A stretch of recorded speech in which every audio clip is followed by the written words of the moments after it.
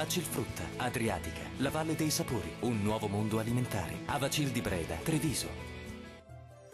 Ben ritrovati al meteo. Bel tempo sulle nostre regioni e temperature in generale ripresa. Ma vediamo il dettaglio. Sul Veneto, come detto, la giornata sarà caratterizzata dal bel tempo. Sulla nostra regione, dunque, sarà ampiamente soleggiato, con il cielo che sarà sereno su tutti i settori. Non sono previste precipitazioni degne di nota. Temperature in aumento, con minime comprese tra 5 e 9 gradi. Valori massimi oscillanti invece tra 21 e 24 gradi circa.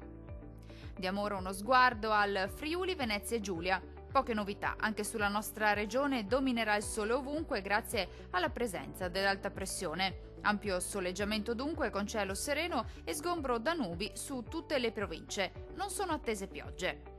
Temperature in lieve aumento con minime comprese tra 5 e 8 gradi.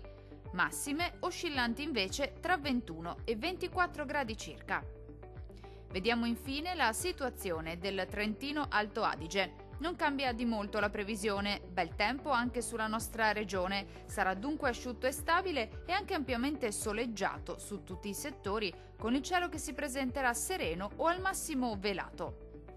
Temperature minime tra 5 e 6 gradi, massime comprese invece tra 27 e 31 gradi circa.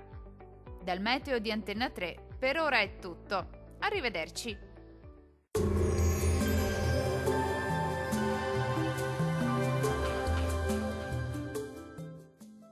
Vacilfrutta, Adriatica, la Valle dei Sapori, un nuovo mondo alimentare. Avacil di Breda, Treviso.